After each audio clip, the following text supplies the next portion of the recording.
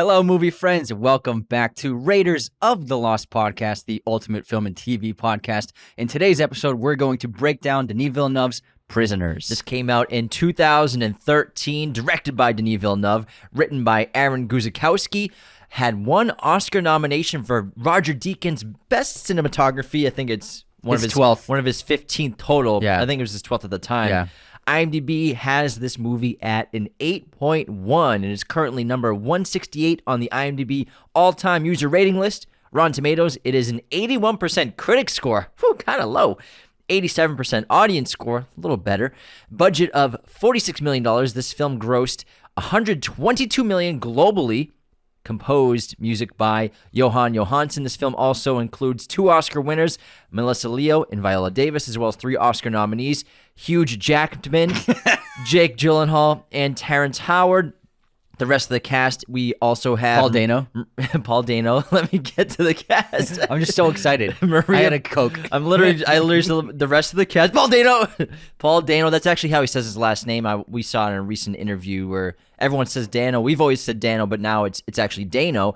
Maria Bello, Dylan Minette, Aaron Gerasmachich, Zoe Sol, and that rounds out the rest of the cast. And what a terrific movie. This is one of my favorite Denis Villeneuve films, which is kind of hard to place in his filmography because he's just made nothing but bangers, nothing but hits. He's one of those filmmakers who's got an immaculate record. I trust a guy with an immaculate record. I have an immaculate record. That's outstanding. Very few filmmakers actually have that, I would say, prestige of not making ever a bad movie ever in their entire careers. But not even making a medium movie. Not even a lukewarm medium movie. They're all great. You could say Enemy is like lowest on his rankings if that's what you want to put there, and that's a terrific film. Or Incendies is a really great. It's hard to even rank his movie. Yeah, it's terrific, and he broke out with Ensemble. It was the best nominated picture for the foreign language film that year. It didn't win the Oscar for a foreign language film, but it was nominated, and that really put him on the map in America. That's where he met Roger Deakins. Yeah, I was about to say that. Oh my god, I can't talk.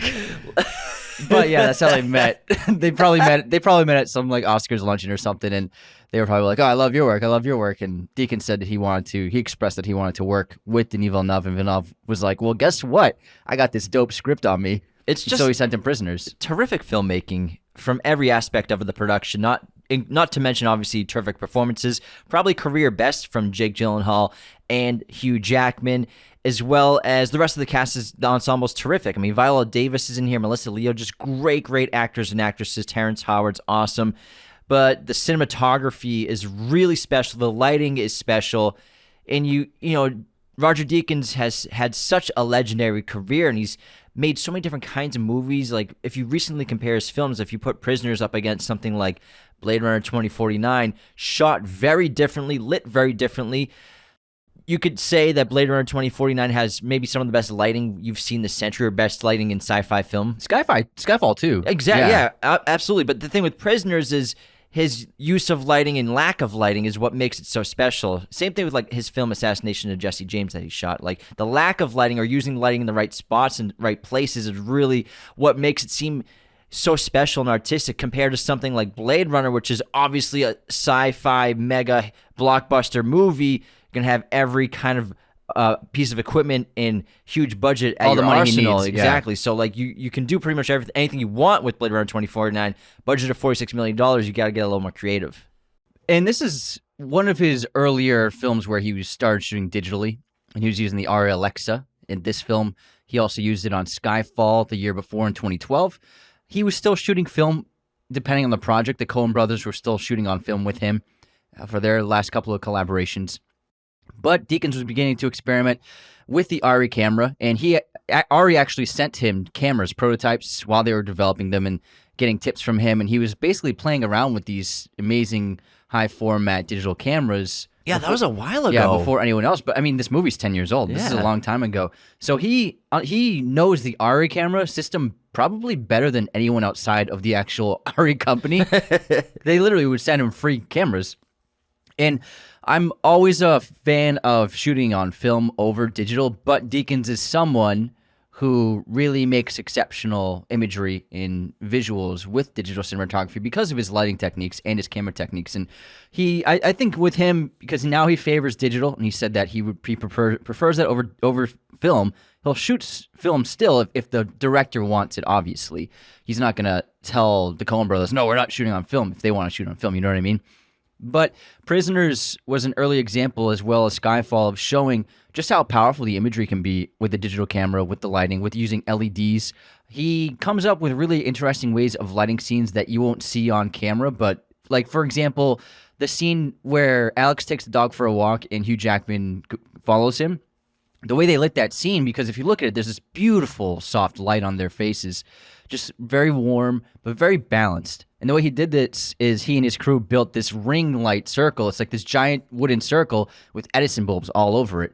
And they just basically led the actors, leading them with that pointed at them the whole time. And it creates this beautiful warm light. He's able to really experiment with the lighting techniques that he's always wanted to use while still exposing properly to get the entire image in the screen without underexposing anything. And so this is an example where he can really fly and flourish with his visual talents, which are probably the best of all time with digital camera work. The cinematography and the lighting in this movie, it's so purposeful. It's done on purpose. A lot of people, when they talk about this movie, if people didn't like it, they talk about it being dim or bland and dark. You can't see anything. But that's really done by design to bring the thematic elements from the story into the film, which is what great cinematographers like Denis Villeneuve can do. With this movie, he really creates his own atmosphere from the exteriors to the interiors. I mean, all the interiors in this movie, they're all warm lit, as well as the houses. It feels like practical. What a house looks like when you're walking. Like the lighting, pretty much all the lighting you're seeing for the majority on the interiors of the houses, especially the first act of the film before the kidnapping takes place. You're seeing the fixtures where the light's coming from. He's got some lights coming in from the distance. And it just looks like something from Home Depot. Yeah, but you know, whether he's putting in like more powerful bulbs inside actual light fixtures, like the gas station, he put in 60-watt bulbs inside the under where the pumps are. Under the roof. So under the roof of the pumps, that's all lighting that Deakins put in, as well as little things like on the side of the building of the gas station, he put those tube LEDs on the top just to add some more lighting there, as well as something creative, and then really just kind of bringing some soft diffused light in front of the characters to get this brilliant lighting, as well as lighting up the billboard. That's one of my favorite shots, or one of my favorite, most well-lit shots in the entire movie, is that gas station sequence. So it doesn't have to be, you need a million lights and the most creative and artistic thing. Sometimes it's just simplicity is best, especially with this movie. Yeah, and he uses light minimally, like in front of some of the houses during some of the night scenes, he'll put just like lawn lights in front of trees just to add some texture and some detail to the scene. Otherwise, they would be super underexposed and silhouetted. You wouldn't really be able to make them out. So he did a really amazing job, and I think it's just been inspirational for so many other DPs after this film, where when you look the way the houses are lit at nighttime, and I'm not talking just interiors, but the exteriors, they're subtle. Some people, they like to show off if they have a nice house, they'll put lights out in their yard and stuff. So he kind of created that feeling and aesthetic with the night sequences, because one of my favorite parts about this film, and what really sets it apart from so many others in the crime genre, in the kidnapping genre, what have you, is the town just feels like a town that you grew up in. It feels like a town we grew up in. Especially the neighborhoods of the houses. It literally looks like the neighborhood one of our brothers lives in. You know what I mean? And they didn't choose like a city. They didn't choose a metropolitan area. They didn't choose L.A. The writer originally wrote this to be set in a Boston suburb because the writer is from Brockton, Massachusetts. So he wanted something similar to that. But I think that the production in Villeneuve chose Pittsburgh.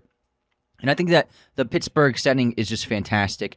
But it just feels like a real place. It doesn't feel like it's a movie set. Just like for the sequence where the girls are missing for the first time and everybody's running around the neighborhood trying to find them, trying to catch a clue or see if a neighbor saw them. And these three guys are running throughout the neighborhood. I felt like it reminded me of being a kid running around my neighborhood. And that's what one of the strengths of the film is, the setting.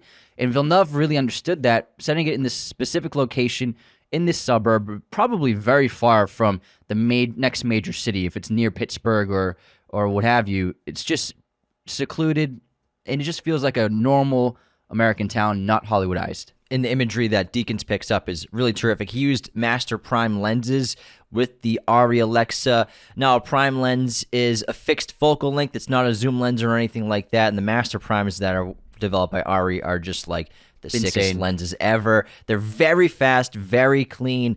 There's almost no distortion. They're terrific for low light, which is essential for filming this movie because a lot of sequences have very minimal light. And again, it's part of the characters and part of the story is the low light situations, especially with Loki in his first opening sequences when he's doing a lot of detecting. You're really only seeing what Loki can see, like the gas station, to go back to this. I think it might be my favorite scene in the whole movie is the gas station. It's a great it's sequence. Up there. Yeah. It's so well made because we can't even see Loki's face this entire scene. It's so dark for the majority of it until he has his flashlight on, and all we're focused on is what he's seeing and what he can look at. I think it's a really remarkable reveal for a character, especially an antagonist kind of character in terms of Alex, because we've seen Alex from behind a few shots. We saw his hands peeking out from those little curtains on the nook on top of the RV. And then the first time we finally see his face is when Loki's pointing a flashlight directly at him. And that it's such a great way to reveal the character who's such an integral part of the film. Because obviously we got Loki's reveal in the Chinese restaurant. We got a sense for who he was within a minute. They did a really great job with character building just in that 1 minute of dialogue. But showcasing who's presumed to be an antagonist for the film, the way Deakins filmed it was like it was a villain reveal almost. You know what I mean? Keeping him in darkness, not showing him clearly. And then the reveal is, bam, a flashlight right in his face. He's got a worrying kind of look. He looks like someone who might do something harmful to children. And I thought it was just brilliant to show that. It kind of put the audience on a false scent for Alex immediately, I would say. There are a lot of false scents in this movie because this movie has so many thematic elements that have to do with mazes and puzzles.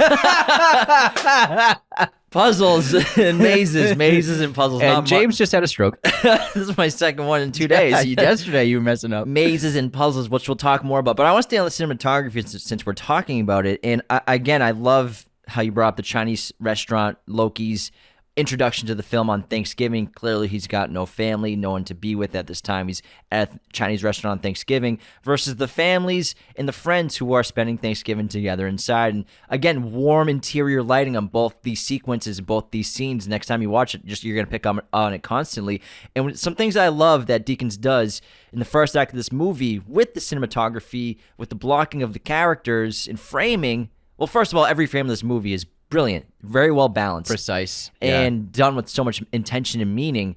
But in the first act, a lot of the shots we have of characters are with like their families, with couples, with multiple people per shot. There's really not many one shots of our leads besides obviously Detective Loki. But the family members, whether it's Keller with his son, Keller with the friends, the family, the Thanksgivings, all these sequences, they're shot in 2 shots, 3 shot, 4 shot camera setups with the actors and characters. And then we slowly progress when there's like that big tonal shift from the girls missing at Thanksgiving after that great tree shot, which we definitely have to talk about. The push-in, man. The tree shot might be one of the best shots in the whole movie. After that, the tone really shifts because the girls are now missing, and then we get just a change of atmosphere, and then we get a lot more isolated character shots, whether they're in the frame by themselves or just isolated from the other characters, whether they're outside of a room while someone else is in a room, or inside a window while somebody else is outside a window, in a house, outside of a house, inside a car, outside of a car. So a lot of characters just become more isolated as they're all being trapped inside their own puzzles and mazes inside of their head, whether it's physical or a mental prison they're trapping themselves inside of, which is really fascinating. And then they experiment a lot with the high angle shots, low angle shots. There's some great ones inside, like the torture bathroom, high angle shots of Alex, or low angle shots of Keller. Same thing with Loki and his character and his progression through the story. Depending on if it's a high angle shot or low angle shot, you're showing strength with a character or weakness with a character or some kind of element like that. If it's a high angle shot Power of like play, yeah. Alex looking down on Alex as he's being abused and beaten and tortured, he's a very weak character at this point. He has no power, versus looking up at Keller from a low angle shot, the power is in his hands. He's got so much control in the situation. My favorite shot is the reveal of the RV, and Denis and Deakins do this terrific. They strap the camera to the back right tail light of the RV. And it's this common shot we see in films where the headlights, the tail lights on like the left side of the frame, and then the right half of the frame is open, and we're seeing, whatever we're driving by. You see it 1,000 times. But what they did was they did that shot, and then they pan to the right, looking at the houses, and it's It's that camera movement. You've never seen the pan start from the tail light strapped, like gripped onto a car. I can't remember seeing that before in any other film, and it created this voyeuristic feeling of what is going on with this RV. Is this RV watching houses? Are they hunting for someone? That's probably my favorite shot of the film because it elicited a really intriguing response emotionally from me and just trying to figure out what exactly is going on. So everything in this film is filmed with intention. Also, they decided to use a 1.85 to 1 aspect ratio, which basically fills up the entire frame of a widescreen TV. And so it's not going to be like anamorphic super widescreen. It's not going to have the black bars on top and bottom of the frame. I think that Denis and Deakins chose to film it in that aspect ratio, which is the only film they've done in that ratio, purposefully because it kind of looks almost like a box. It's not quite a 1:1 box ratio that we've seen in a few recent films, like The Lighthouse and films like that. Ghost is another notable one. But I think that because it fills the entire frame of like a television or a movie theater screen, it would fill the entire ratio of like what the actual physical screen is. They did that on purpose, and it feels like it's all the images are in a prison. And I get this boxy feeling from that kind of aspect ratio that really ties into the theme of the film. And the cinematography going further into prisons. Obviously, the synopsis of this film, what is it about? It's about these two children, these two girls who go missing on Thanksgiving. They are kidnapped. And we're following a detective played by Jake Gyllenhaal, Detective Loki, and the father of one of the children, Keller Dover, who will stop at nothing to try to find these two missing children and find the answers to the kidnapping, who the kidnapper is, but taking their own paths and using their own beliefs, personal beliefs, philosophical beliefs, religious beliefs, and methods of their professions and their backgrounds, whether it's Loki being a detective or Keller being what he thinks is the most prepared person alive for any kind of disaster. A survivalist. What routes they take to try to find answers and try to find the children. And it's really incredible because obviously if you're listening to this episode, you've probably seen this movie. If you haven't, I recommend going to watch it because we're going to really start spoiling stuff very soon in the next few minutes. So if you haven't seen Prisoners, go watch it. What did we see? It was on Netflix, right? Netflix. It's been on Netflix for a few years now. Yeah. That's one of their little diamonds in the roughs they got for sure for movies. I'm sure they want to hold on to that one. So go watch Prisoners if you haven't seen it before you continue this episode because we don't want to spoil too much for you. We've kind of just been talking about production stuff until this point, but now let's get more into how the production stuff and cinematography ties into the plot. We'll go through the entire movie now, which is going to be so much fun. We've been dying to do a full episode on Prisoners, but back to what you just talked about with prisons, the aspect ratio making the audience feel like you're watching these characters stuck inside of a prison. The cinematography ties into these characters in their own prisons because it's called Prisoners, this film. It's a kidnapping story, but it's also about the prisons that we trap ourselves in or that we're already trapped in and whether or not we can get out of these prisons, if there even is an escape, whether it's a physical prison like there are multiple in this film, whether it's the girls or Keller Dover at the end of the film, or even Alex Jones in the torture chamber shower prison or the prison of Keller's apartments, or the mental prisons these characters place themselves in, whether it's Keller Dover's wife with the medication, she's using prescription drugs, she's imprisoning herself in this lucid state to not have to feel anything, or Keller's prison of his inability to protect his children, and Loki's prison and his inability to find these children. His prison, you could say, is the institution of his career of being a detective. His squad car is a prison in a lot of ways. It's not being able to solve the case, you know. And then also Bob Taylor is in a mental prison of his own building from his past trauma. Same thing with Alex being in this prison of his mind, being unable, again, it's said multiple times, he has the IQ of a 10-year-old. He hasn't been able to emotionally or mentally develop since being a child. So he is stuck like in a prison himself as well. And there's so many questions about this movie, like Bob Taylor. Who the hell is this character? Bob Taylor, played by David Desmalchian, who's now a Denis Villeneuve regular. He was just in Dune. He's in Chris Nolan's some of his movies as well, but he's a great character actor, supporting character. But I want to get to him a little later on, but that was a question that I asked to the Instagram of our story. I asked, what are your biggest questions for Prisoners? One of them is, who is Bob Taylor and why is that character here? And It's a common question we get all the time. We'll get to yeah. that because if you're not paying attention too closely, which is easy to do because this is a complex film, because not only are the characters being put inside mazes and puzzles to try to solve this mystery, the audience is being put inside mazes and puzzles. And I love this film so much because of the mystery surrounding it. It's not a simple plot. It's complex, as well as I really adore movies that the most important part of the film and the most explosive parts of the film are the last couple shots, which the last scene of this movie you could say is the most explosive in the movie. And it's an absolutely incredible ending. It's very ambiguous as well. Absolutely. I love the ambiguous endings. Do you want to get into characters and story, or we could start answering questions and going through questions? What do you think? How about we'll save questions for a little later on as we get Okay. through the story. How about you want to do characters, and then I would love to talk about puzzles and mazes and labyrinths and how it ties into each character. Yeah, let's start with Keller Dover, who it's probably the most ironic character we've seen in recent memory. What makes Keller such an ironic character is he is a survivalist. He is prepared for every disaster imaginable. His basement is littered with shelves of things that you would need to survive anything, whether it be like nuclear attack or a flood or a hurricane, whatever. He is prepared, and he spent his entire life with this mindset of whatever happens, whatever crazy disaster happens, whatever calamity I'm faced with, I'm gonna be able to get through it. I'm gonna be able to handle it. I'll be able to protect my family. And it's just such an ironic thing for this character whose entire life and philosophy is about survivalism and being prepared. He's unable to protect his daughter from being kidnapped, and he's unable to save her and find her. He's the ultimate survivalist, the ultimate protector, but he fails at that mission and that job, and that's why he's going through so much emotional turmoil in the film. It's really his biggest flaw, I would say, is that he's been preparing for the wrong kind of disaster. He's been preparing for some crazy thing to happen, terrorist attack. He's been preparing for food running out, whatever. And he's never prepared for the disaster of facing, an evil person or someone, literally just one person trying to harm his family.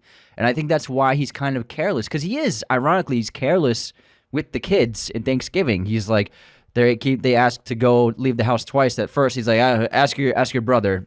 And then again, they say, if brother says it's okay and he'll go with you, then go ahead. But he didn't check to see if his son went with his daughter.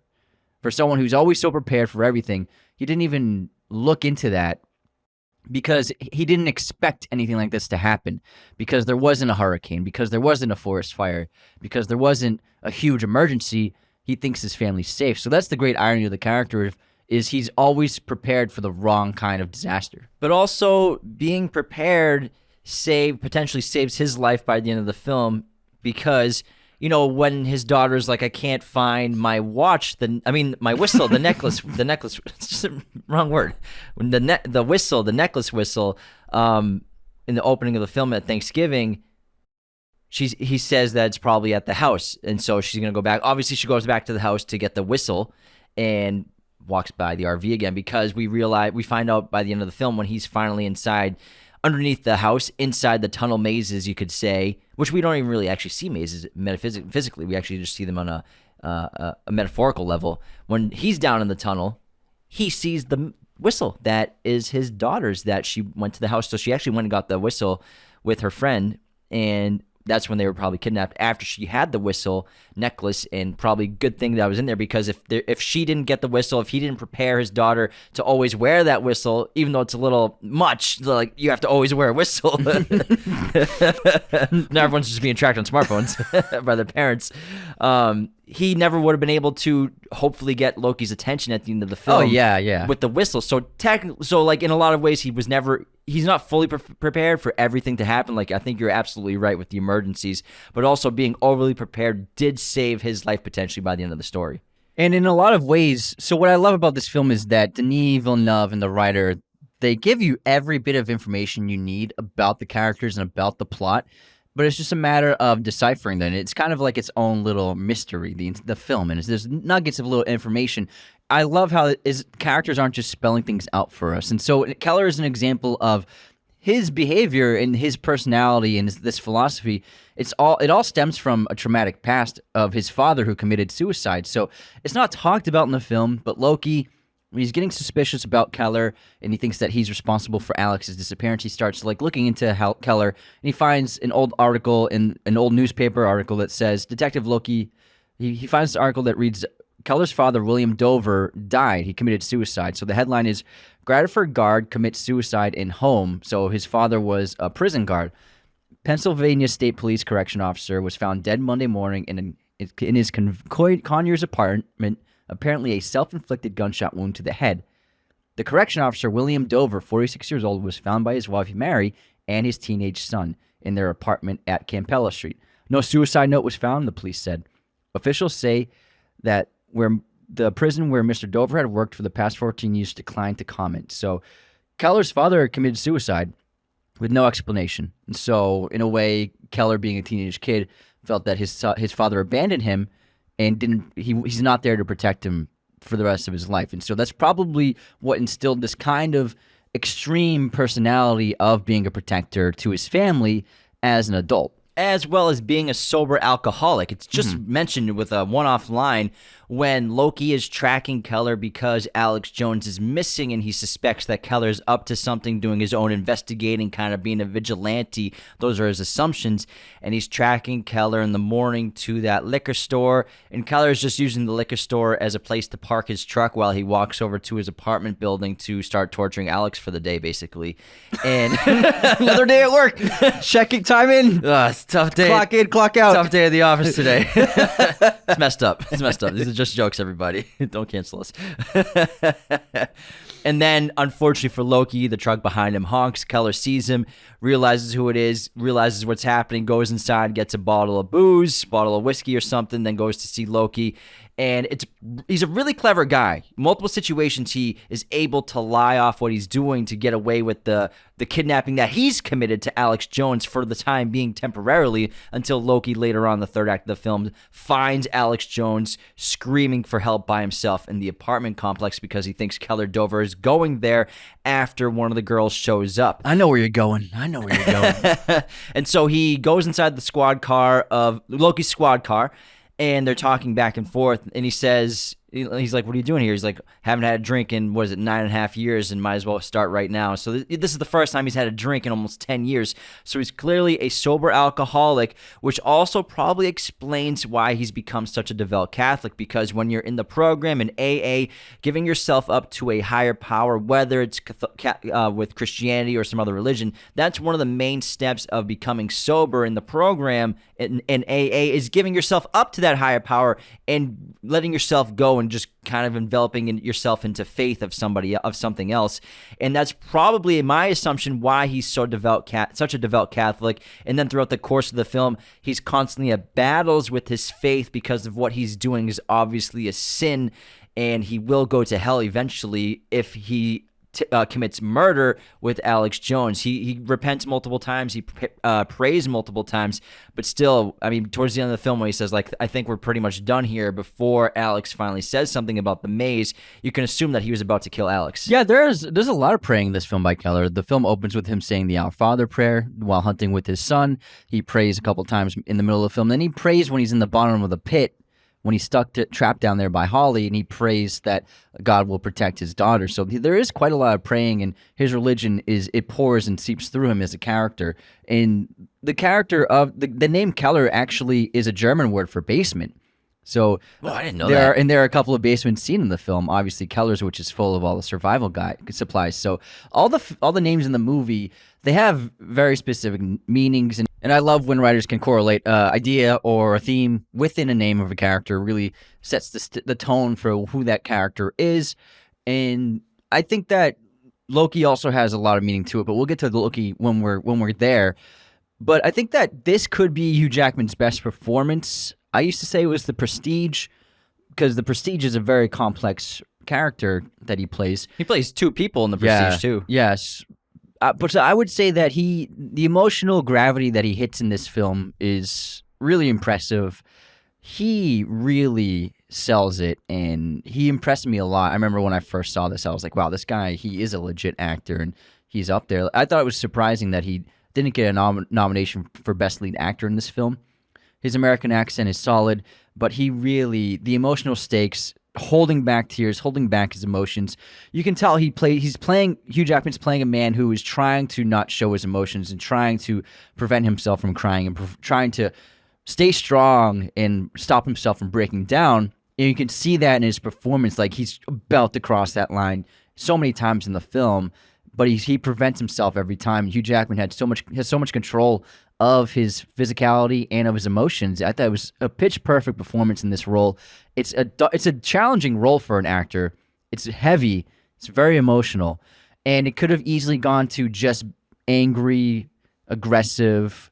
That beast he turns into when he's with Alex, but he brought a lot of humanity and depth to the character. I think that torture scene in the bathroom when he first brings Franklin there without Franklin knowing what's going on, he has him bring him an extra pair of clothes, and who is tied up to the radiator? It's Alex Jones. He's handcuffed there, and then they start torturing him, start working on him, and then the hammer sequence where he's actually going to use the hammer, you think, and he's bashing the sink and bashing the wall with it. It is an emotional sequence the first time you see it. Like, that was a heavy scene to watch. And then I think one of the most intense reveals of this movie might be when Franklin's wife, played by Viola Davis, comes. Nancy Birch, yeah, comes to the bathroom torture room after Franklin confesses to her where he's been the last few days, the last few nights, what he's been doing, and she takes the bag off his face, the bloodied red bag, and the completely swollen face of Alex Jones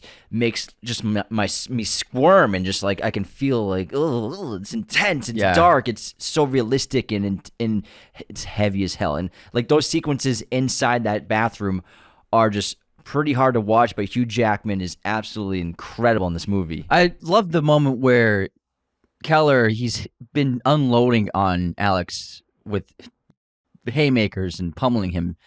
And he's tired. He's exhausted. He's like, why don't you just tell us where we are? He doesn't understand what Loki was trying to tell him earlier, where Alex doesn't understand exactly what's happening. Questioning him isn't going to work. Even if he does know, he doesn't understand what's going on. Loki tried expressing this to Keller multiple times, but Keller just wouldn't understand what he was saying. And he's like, if he knows where my kid is, I can figure out a way to hurt him enough to tell me. And I think that moment early on in the torturing where Keller just seems defeated and he's confused. He's like, why aren't you telling me? Like, I'm destroying your face. Like, why aren't you telling me? Don't you want this to stop?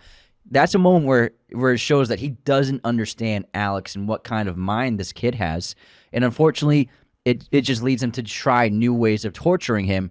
The hammer scene in particular is obviously a highlight of the film. That was a completely improvised moment. So he was never supposed to bash anything with a hammer. The hammer was there, and Denis Villeneuve asked, I think that they did a bunch of takes and Villeneuve wasn't happy with what he was seeing, or maybe he thought it could be better. He's like, go absolute apeshit. Yeah, he told Hugh Jackman to be as ferocious and horrible as possible.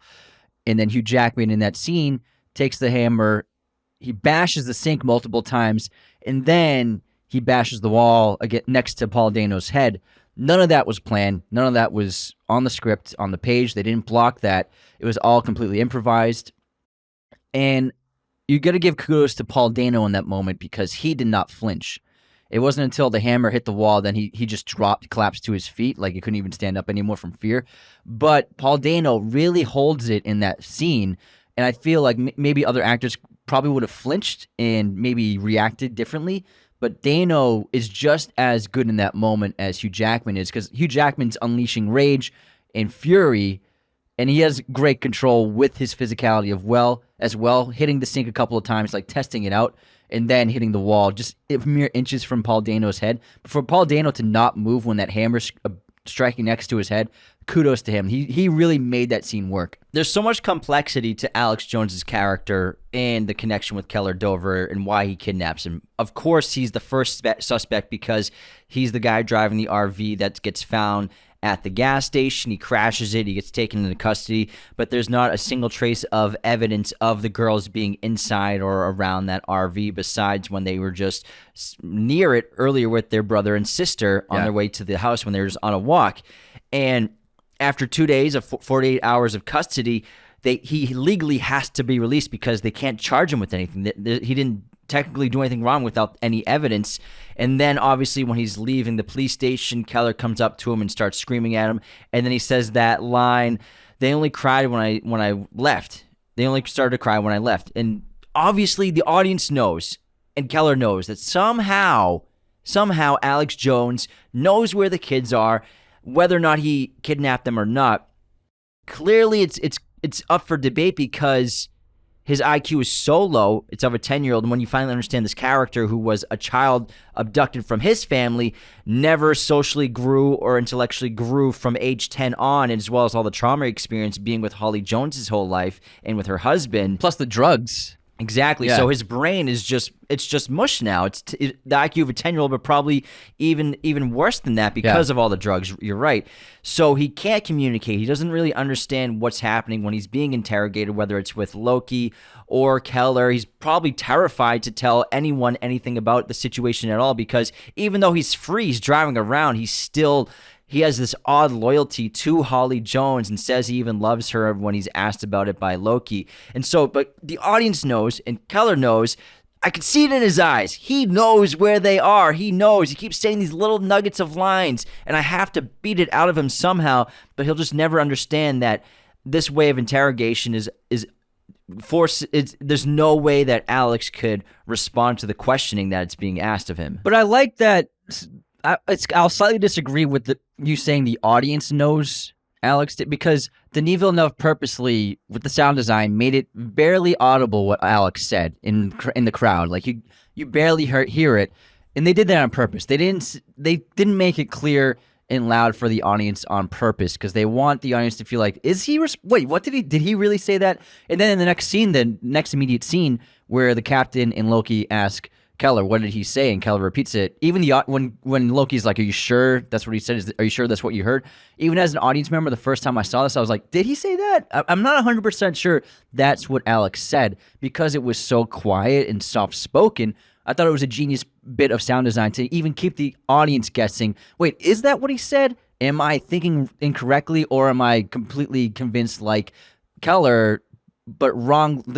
It kind of puts you in Keller's shoes of like, is this torture worth? Is it in the right direction? Is it with the right motivation? So I love the sound design of that moment because they could have made it clear while still being quiet without making it seem like anybody in the crowd heard, but they purposely kept it very soft and very subtle. So I think that was just genius sound design. Great point. But to counter the next couple sequences, what happens? Keller starts to surveil Alex Jones on his own. And what's he see? Alex Jones taking his dog out for a walk. He stops at the sidewalk and then tortures the dog hanging in the air, choking the hell out of it with the leash and collar until it can't take anymore. Then he lets it down, obviously letting out his trauma. But to Keller, he's watching, this is a madman. He's the one who's done it. This is the next sign of evidence. He's clearly the guy. He's the one who took the kids. And then he follows him a little more, gets out of his car. He's not probably going to kidnap him yet until he hears Alex Jones singing, Batman smells, Robin laid an egg, the Batmobile lost its wheel, Joker got away. Hey, that fun kids' Christmas Batman rhyme, the jingle that the girls were singing on Thanksgiving. Alex Jones is singing it, meaning this is the proof that I need for me to take the next steps of what I see is the best path to finding my daughter. And again, it's all circumstantial. It's not hard evidence. So even the audience, it's like, well, maybe he knows the song on his own, and he is a weird guy, but does him choking the dog mean he kidnapped the girls? It's just brilliant how this film is laid out with the clues where nothing is hard evidence, even as an audience member watching the film. You're like, I mean, he's a weird guy. He's clearly fucked up, but like, does this mean he kidnapped the girls? It could, but I mean, if I'm a cop, you can't prosecute with him singing the same jingle. So it showcases the two sides of the law and how you approach this, where he just becomes a vigilante in a way and takes it upon himself to investigate it with harsh methods. Whereas Loki, He understands that this is very worrying news. All these pieces of evidence, all these clues, none of it's hard evidence. It's all circumstantial. But like he says, he doesn't cross Alex off his list. He's still very suspicious of Alex. He still thinks that there's something going on with Alex, but he knows that he can't pursue it if he has no evidence. So, and also, Keller doesn't understand police investigation quite like Loki's trying to explain. Loki can't just like arrest people because he wants to. He needs real evidence, and that's the biggest. That's the red tape of being a detective. The walls that you face of you might suspect someone, you might feel they're the one, but if you don't have the evidence, you can't do anything about it. So Loki understands that he has to be patient, and yeah, every day matters in the situation, but there's really nothing he can do. And then when Keller's identifying the bloody clothes of the photographs that the character Bob Taylor took, jinx, a cough jinx. And then what happens is that, sorry, Take your time, man. Take your time. what was I saying? You're talking about Bob Taylor after Keller identifies the bloody sock. Yeah. But what was I saying before that? You're talking about Prisoners, the movie. Oh, so Loki, he understood that, Prisoners, the movie, he understood that, so Keller blamed Loki. So he said, it was your fault, you wasted too much time, you shouldn't have been following me, you should have been looking for my daughter. But he doesn't understand that Loki did everything he could have done, and he didn't get to Bob Taylor until he got that tip from the girl who worked at the shopping mall, and there was no way to speed that up. You know what I mean? It happened when it was going to happen, and there was no way for Loki to get the evidence faster. It was an impossibility. So Keller doesn't understand police investigations and how they take time, and you can't just make things happen. You can set things up like he set up with the clerk at the shopping mall. If you see him again, give me a call. He facilitated that, but he couldn't just arrest the guy. He couldn't find the guy. And so Loki didn't waste any time. Keller thinks he wasted time, so he's wrongly blaming Loki. He's also blaming Loki because he doesn't want to accept the responsibility that it was his job ultimately to protect his daughter, and he was very careless on Thanksgiving Day. That's also why he's blaming Loki. He doesn't want to accept the responsibility that, you know what, she probably got kidnapped because of me, and it was not Loki's fault at all. And Bob Taylor was not even the kidnapper or murderer, which we'll get into later on when we talk more about Bob Taylor, because I'm sure some people are still curious for that answer about who that guy is. Who's Bob Taylor? I'm milking that because he was not involved with the kidnappings at all or the murders, but he does have a traumatic past that's connected to everything. Now, what is it? Oh, spoilers. Yeah, cliffhangers. Saving that. Cliffhanger, man. But I want to stay on Keller a little bit longer. Yeah. And so, like, these decisions that both Keller and Loki, specifically them two, and as well as Franklin and Nancy and everyone else, their decisions and their paths they're choosing are all connected to being trapped inside of a maze, being trapped inside of a puzzle.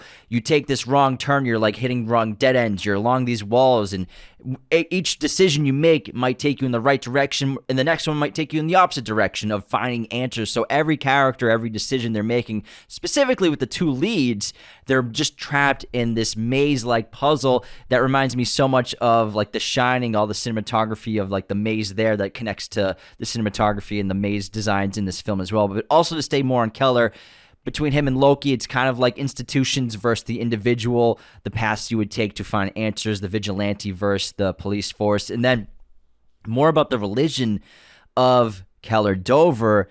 Again, he's a devout Catholic. You're talking about the names, how Keller, the name means basement in German. His wife's name is Grace. His mother's name is Mary. Keller Dover is also a contractor, or you could call him a carpenter. Mm-hmm. He also has crucifixes everywhere. He has one in the side of his truck. Very devout, prays multiple times. But he's also following this dark path. He's eventually abandoning his faith until his darkest moment, where he starts to pray for forgiveness and safety for his daughter Hannah. So does Keller represent faith? Does he represent God? Does he represent what happens to people when they lose their faith? Well, I mean, and that's the whole point of Holly and her husband who's passed away. That was the war they were waging on God, and that's why they kidnap kids. They kidnap children to make people lose their faith and turn them into demons, like Keller becomes a demon. She calls him a demon. She knows that he took Alex and that he's become a monster. And so that's what their goal was, Holly and her husband, to turn people into monsters, and to make them lose their faith, because they lost their faith. They were also devout Catholics, and their son died of cancer, and then they ended up adopting Alex after they kidnapped him as a way to try and cope with it. But they completely lost their faith, and they became monsters, and so they wanted to do that to other people, and that's why that's their motivation for kidnapping other children. Now, there's a question about Keller that I didn't quite get the first time I saw the film, but then on repeat viewings, you accept it, and I think so. What's the question, man? Did he play a part in saving his kid? So he went through all this torturing of Alex and questioning him, and was it all for nothing because the girls got away on their own? The girls escaped Holly's house. One did. Joy did, and then eventually it led Loki to go after Holly at the end of the film, and Keller goes before that. But Keller doesn't actually physically save the girls, but he absolutely did save their lives. They would have died earlier if it wasn't for Keller kidnapping Alex and holding him hostage, because Holly says to Keller when they have, my favorite scene in the film is Holly and Keller in the kitchen. It's a really amazing scene, great writing, but just terrific performances from Melissa Leo and Hugh Jackman. Melissa Leo is a great actress, Oscar winner, and her role in this film is just very underrated in terms of antagonist in a movie. I think because she just has so few minutes of screen time. She isn't as maybe impactful as other villains in movies, but she's really amazing in this film. But she tells Keller she had the girls down there when they revealed the pit in the driveway, and she says, I had the girls down there back when the cops came sniffing around, and she said, I would have left them in there, but it got so lonely without Alex here. And so she was feeling lonely because Keller had kidnapped Alex for days, and so Holly, being lonely, took the girls inside and kept them hostage and held them captive in the house so that she could have company, basically, so she could have other people around her, because she was missing Alex and just felt completely lonely. And so Keller did save both. The girls were alive because of Keller.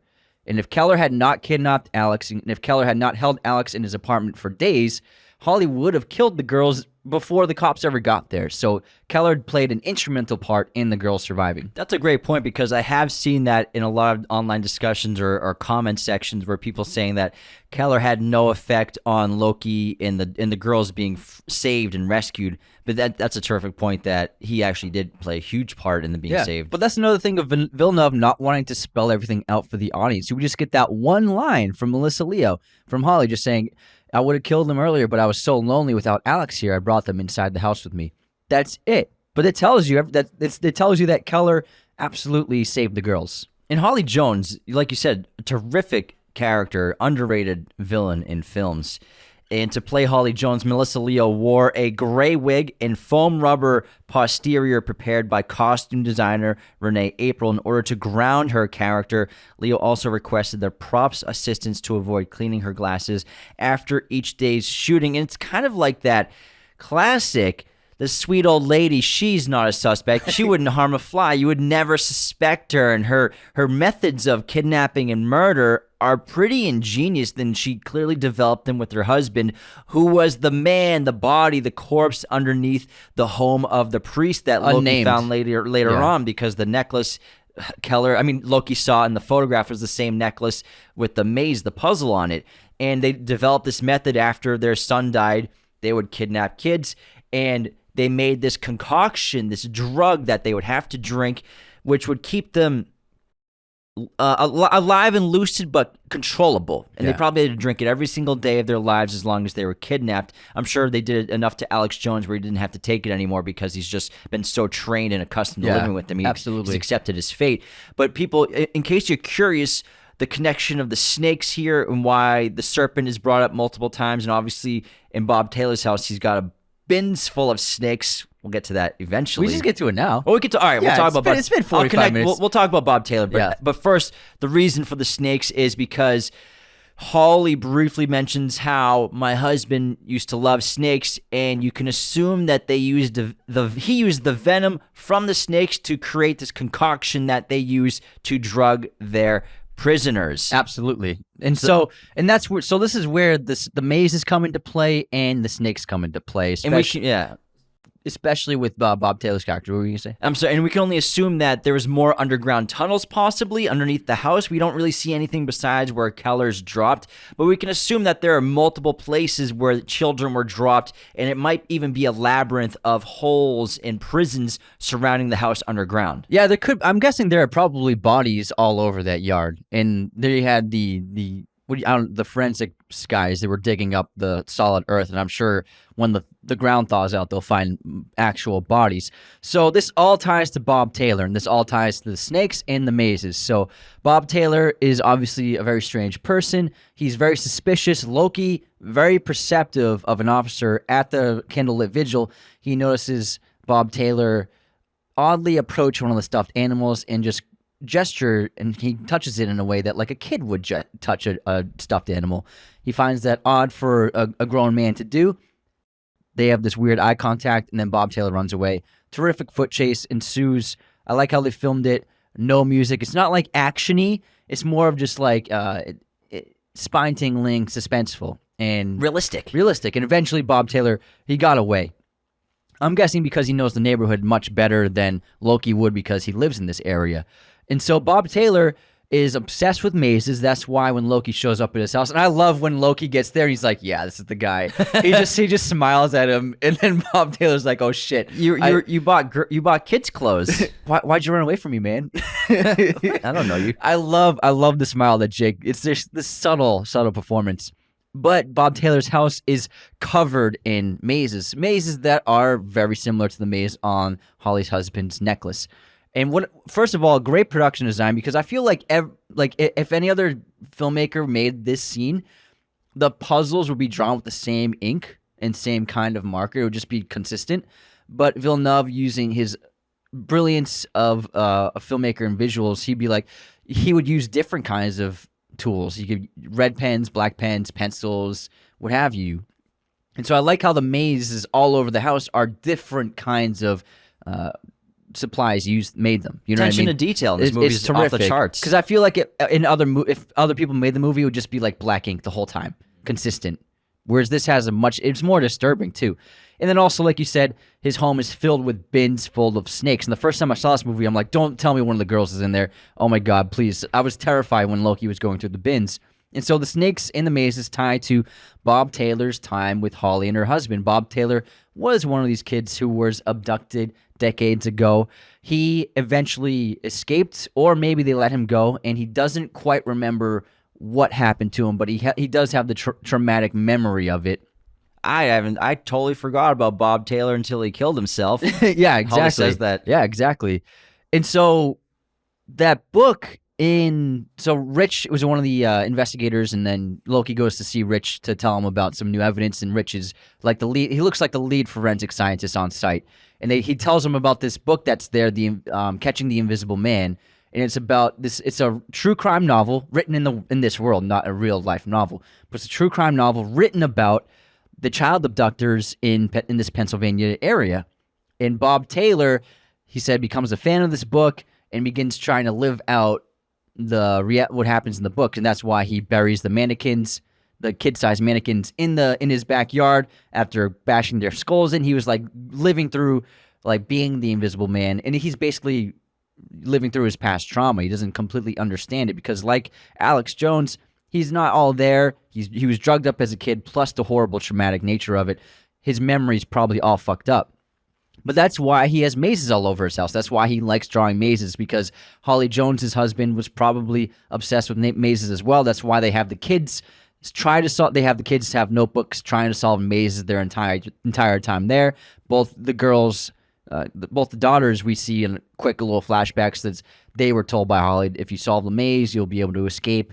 And so mazes were an instrumental part of passing time when they had the children there. That's why Bob Taylor's obsessed with mazes. And also, accident with the snakes. Alex had an accident with the snake, that one of Holly's husband's snakes, I'm sure. And Bob Taylor, same kind of thing. That's why he collects snakes. That's why he basically creates mazes constantly, because he was one of those kids. Now, he was not involved in the kidnapping at all of this film, But what he does is he likes to recreate the crimes. He likes to live through them again. And that's why he goes into both homes to steal clothing from the girls' drawers and closets to kind of relay and replay the kidnapping and killing of the girls.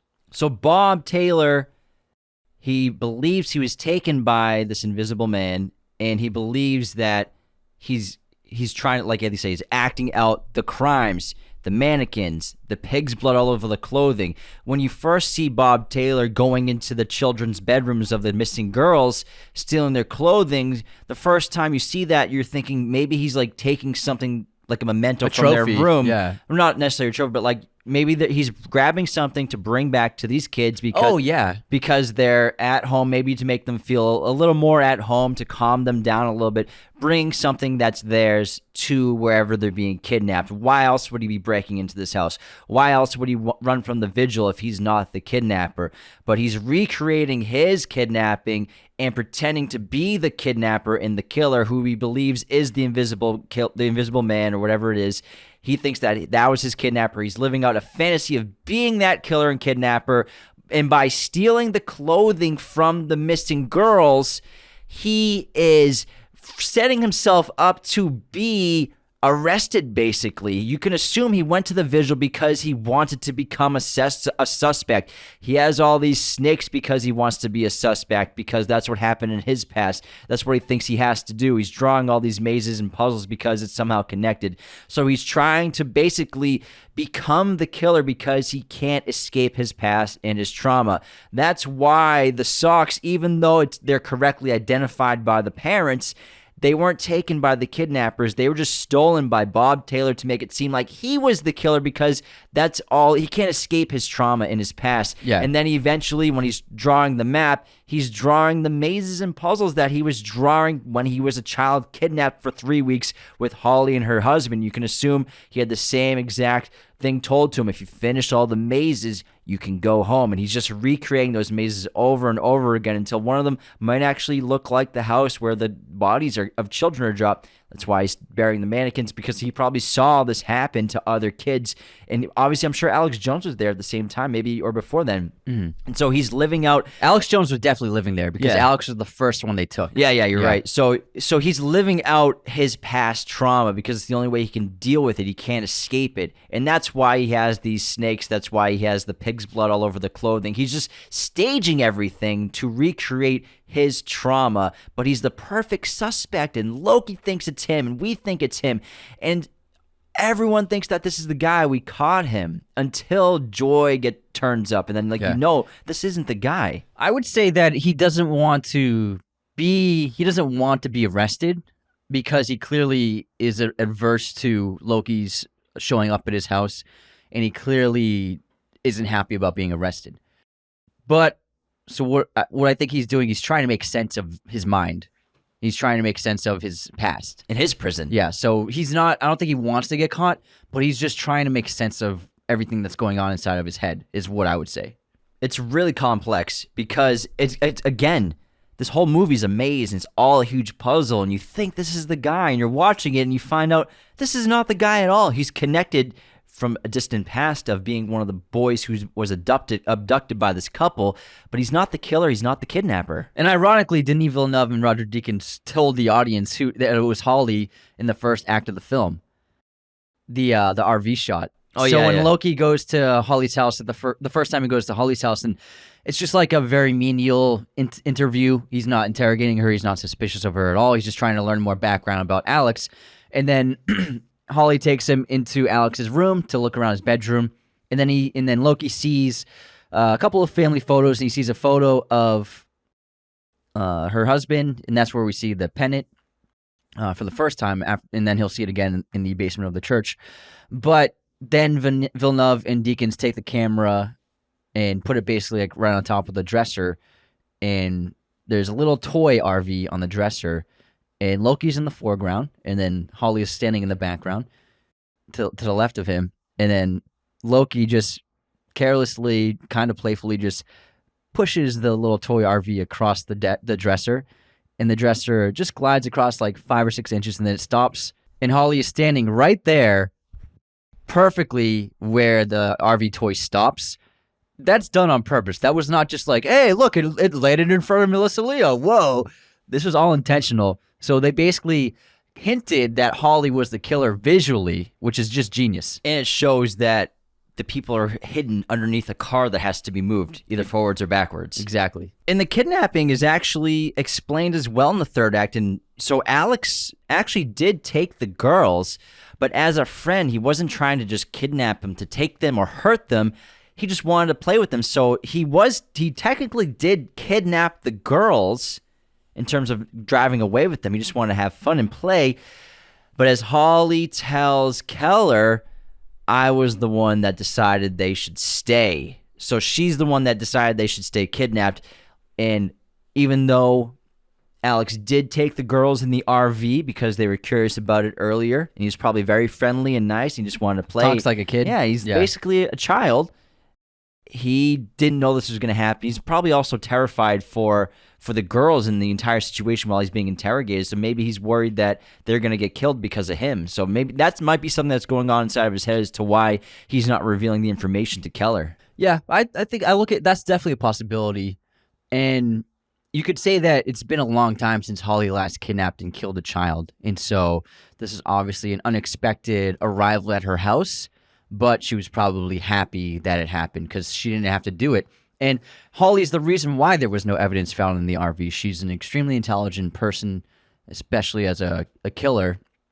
She understands evidence and how traces can be left. So I guarantee she's the one who removed every trace of the girls being in the RV, because that's why Loki tries explaining to Keller, like, there's no way a person with an IQ of a 10-year-old could abduct 2 girls in broad daylight and make them disappear with no evidence. However, someone who's practiced in this kind of thing can. Holly is that person. So although Alex took them, Holly's the one who made them disappear. There's a great connection, I think, between Holly and Keller in this film as well. Obviously, Holly had already lost her faith many years before abducting Keller's daughter and Joy as well. And basically that RV, as she's explained to Keller before he suspects her, she's talking about how her and her husband and her son, they would just drive the country and spread the good word of the Lord and spread their faith and try to turn people into devout Catholics like them as well. And they lived a very much, you could probably assume happy life. And now this RV, which was the tool of their faith and their purpose in life, has now become the weapon that they use to steal, abduct, and then murder children. And same thing with Keller. As he's lost his faith, he's a very skilled carpenter. He's got so many tools. These tools which made him very prepared for life, for any kind of situation. Pray for the best, prepare for the worst. Now these tools and these skills that he's developed that have been part of his life's purpose have now become the ultimate instruments to inflict evil upon Alex Jones as he loses his faith. So you could say that the RV and then the preparedness and tools and skills of Keller are very much connected in their loss of faith and how far they've gone into the darkness. And Keller never anticipated encountering an evil human being. And that's like a disaster, like I said, that he was never, ever prepared for, and never thought that would touch his family or his home. Exactly, because and also he thought he prepared his kids so well enough that nothing like this could ever happen. Now, how about we head on into our intermission? Let's do it. And then we got to talk about Loki. We saved him, apparently. Oh, yeah. We didn't even plan to do this, but we saved Loki for the second half of this episode because I would say it's my favorite Jake Gyllenhaal performance, and this is also my favorite Hugh Jackman performance. And man, what a character. Oh, yeah. What a character. Now, let's head into our intermission. Before we continue, the best way to support Raiders of the Lost Podcast is to become a patron at patreon.com/Raiders of the Lost Podcast. Now, we have 5 tiers of support: $2, $5, $10, $25, and $100 tiers. They all come with a bunch of awesome perks. Obviously, the better tier, the better the perks are. And if you get in the $10 tier, that gets you access to our Discord, which is always popping. We got over like 120 people in the Patreon Discord. So make sure if you are going to support us and you want to be a part of that community, you got to be at least in the $10 tier. Also, if you're looking to start a podcast and want to learn how we did it with ours and how we've made it to the point we are, we put up a masterclass last year. It's called Podcast Masterclass masterclass.teachable.com. That is the URL to find our masterclass. Anyone can take it online, and we hope it helps you on your path to your podcast success.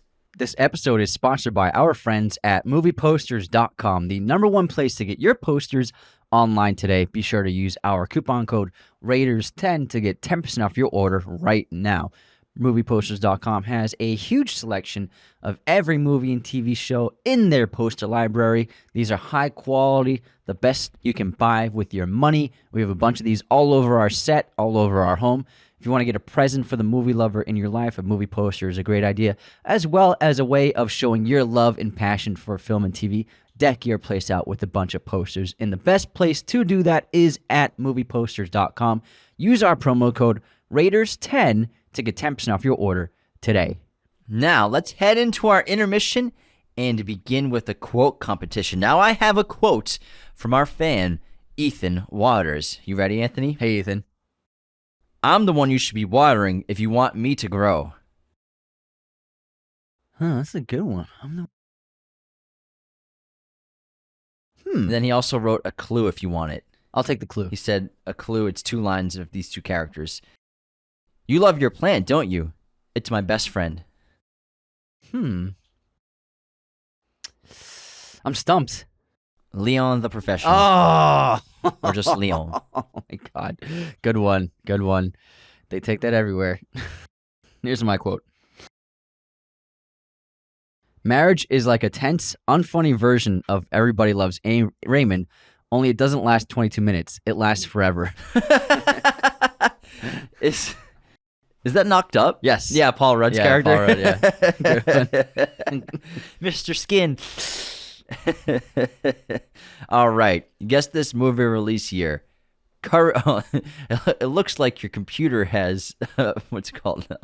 Chicken pox. When the Oh, yeah. All right, my guess this movie release year. Courage Under Fire. 1998. 96. Guess this release year. Clueless. 95? Yeah, you're not clueless. Movie pop quiz time. How many Coen Brothers movies has Roger Deakins shot? And bonus points if you can name them. It's a lot of them. I'm going to guess 12. It's actually only 9. Oh, only 9. So we have No Country for Old Men. I could try to name some. Okay. So, No Country for Old Men. What else you got? I'm just kidding. Serious Man. 2. Hail Caesar. 3. No, they didn't do Inside Llewyn Davis. They didn't do Raising Arizona. No, they didn't do that one. They didn't do... Oh, True Grit. No. Yeah, they did. Are you sure? He Hold did on. True Grit. Let me double check. Yeah. True Grit cinematographer was done. Oh, yeah. Well, okay. Yeah, it was Roger Deakins. Sorry. True Grit. Barton Fink. Yes. Big Lebowski. Yes. I feel like I'm just blanking on a couple So right it's now. actually 10. So, yeah. A couple of them, you're going to shoot yourself in the foot. I know. I'm sure. It's just sometimes you blank and you just can't come up with things that you know and love so much. Mm-hmm. Making excuses. Sure are. Hold on.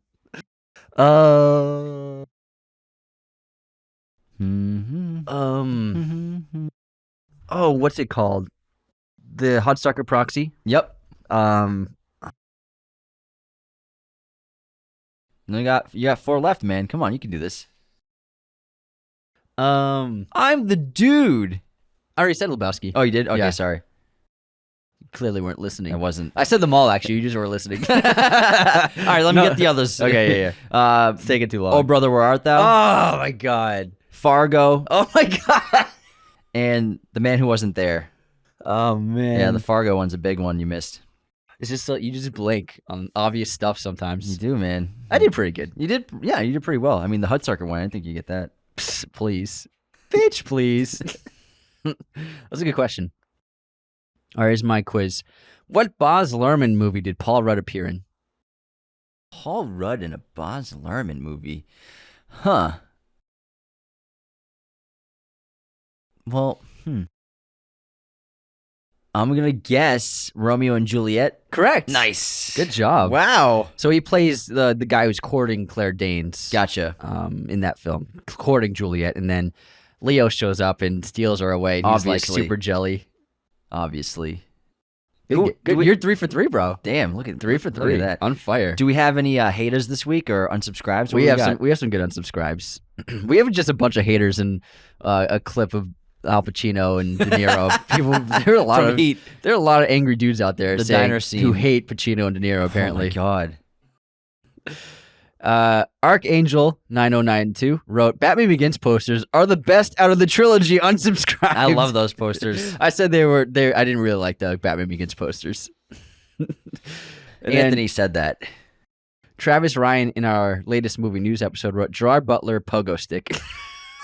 That's the next movie. After Plane Yeah. and After after Razor Scooter. Also, the roller shoes are called Heelys, not Wheelies. Unsubscribed. Oh, they are Heelys. Yeah. You're right. Heelys. I felt like we were wrong about it. Batman Who Laughs wrote in our Last of Us episode 5 review, "You put up the picture without the 4 different stages of infection, but only said 3. You forgot Stalker." Unsubscribed. I purposely edited that out and it made that clip go viral because all the comments were, "You forgot about Stalker. You forgot about Stalkers." Dawson wrote in our Tetris Origins post, "If there isn't a love story between the L Tetramino and the S Tetramino, I will unsubscribe." And then we have a bunch today. And then okay, Will Middleton wrote, "Call yourselves a film podcast, but haven't seen every Fast and Furious film? Unsubscribed."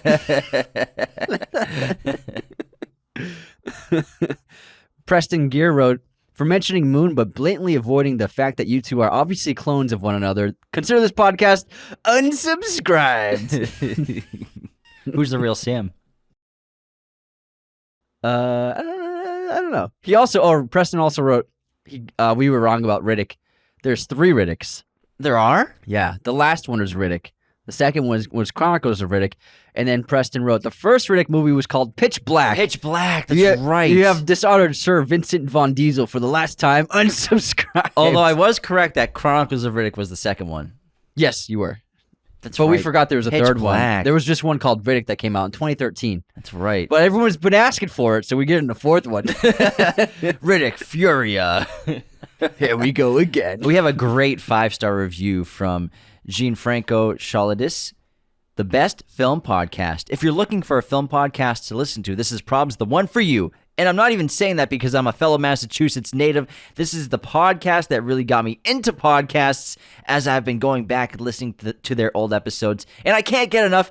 Keep up the great work. Thank you so much, pal. Thanks. Hopefully you don't go too far back because some of those early episodes are very... No, get us the views. Actually, yeah, get us the views. downloads. We need those downloads. We've come a long way. That's all I'm going to say. We We've have. come quite It's a while. cool to see the difference. It is. Although it's kind of cringy and a little embarrassing. Those old sets, man. Yeah, it's fun to see the difference. It was literally a bedroom window curtain behind each of us. But then also just our personalities and cadence and way of speaking is just on a different level yeah, now. you're no more robotic. Hello, welcome to Raiders of the Lost podcast. Raiders of Raiders. You got red. You cracked yourself up. That's you malfunctioning. Oil low. Lubricant low.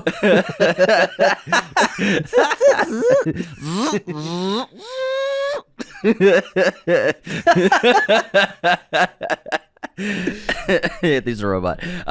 My streaming recommendation for this episode is going to be another kidnapping movie on HBO Max, High and Low, directed by Akira Kurosawa. It is tremendous. Highly, highly recommend watching it. You can see how, if you watch it, that it became the blueprint for a lot of kidnapping stories in film and TV. Absolutely. What, 1962? Was that your 63. 52 or 63? I believe 63. Let me double check. My streaming recommendation is The Northman. Is on Amazon Prime. I liked it even more the second time I saw it. It's a phenomenal film from Robert Eggers. Check it out if you haven't seen it on Prime Video. It was 1963. Nice. Nice, man. All right, Nice, let's bro. get back into Prisoners and finally talk about the face, Jake Gyllenhaal. What a handsome, talented guy. Now, Actually, fun random fact about this movie. Ryan Gosling auditioned for the role of Detective Loki, which later went to Jake Gyllenhaal, who is a frequent collaborator with Denis Villeneuve. They actually made Enemy, which they filmed before this movie. Both came out around, this one, Prisoners came out in 2013.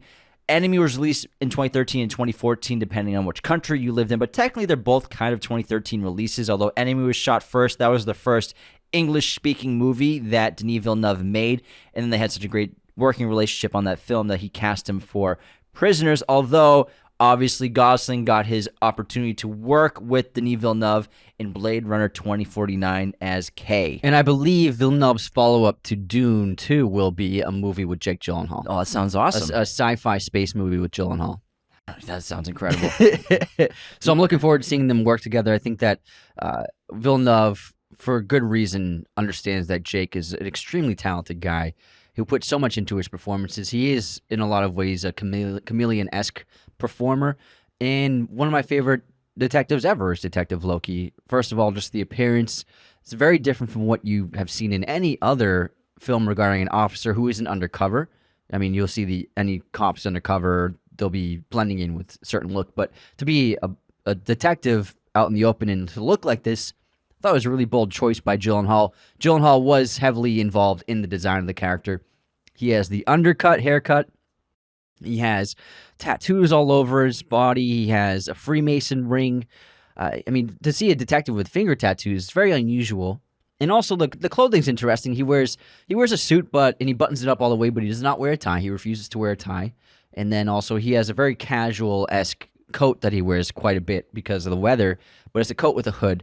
Everything's chosen for a reason, and I think it's just really visually interesting. Plus, the facial tic of these harsh blinks that he can't help himself from doing. They're like these tics that happen.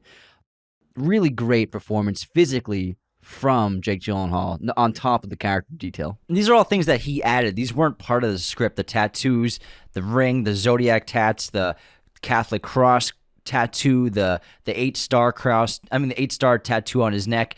The tics, that's not in the script for Detective Loki, but he brought it to the table. And I think that's one of my favorite things about this film that's not part of the script that someone brought to the film. And I think Jake Gyllenhaal, he's so invested in his work, and it shows so much. And I love the introduction of him at the Chinese restaurant we brought up earlier. It's Thanksgiving. He's by himself. He's got no family. You could probably assume that maybe he grew up in foster care or something like that, and that's why he has no family. And he seems to be interested in faith, different faiths, spirituality, religion. He's got, like I said, he's got a cross tattoo on his left hand, and he's got that 8-star symbol on his neck. And there's a great shot in the interrogation scene with Alex Jones where both are present in the shot. I think obviously they did it on purpose. Now, the crucifix tattoo, obviously self-explanatory, but the 8-pointed star tattoo can symbolize many things like humility, strength, wisdom, and even can be a symbol to act off and ward off evil. The Mason ring is really interesting because he's got this blend of pagan faith and other religions all over his body. And actually, one of his cards reveals his full name. We only know him as Detective Loki, but his business card or his police card says David Wayne Loki. Now, the zodiac symbols are really interesting all over his fingers because in 2007, he was in David Fincher's film Zodiac. He's got Leo, Scorpio, Aries, and Virgo tattooed on his fingers. And the Nordic god Loki obviously was the influence on the story and his name. We mostly know Loki from the MCU, Marvel Cinematic Universe, played by Tom Hiddleston, and Loki is the god of mischief, whereas this basis of Loki is based on the story of Loki because Detective Loki is obsessively trying to find 2 kidnapped children. In Norse mythology, there's a tale called Lokatöttur where the god Loki persistently tries to protect a child from a giant named Skrymir after Odin and Honir both tried and had given up on the task. And also, besides the tics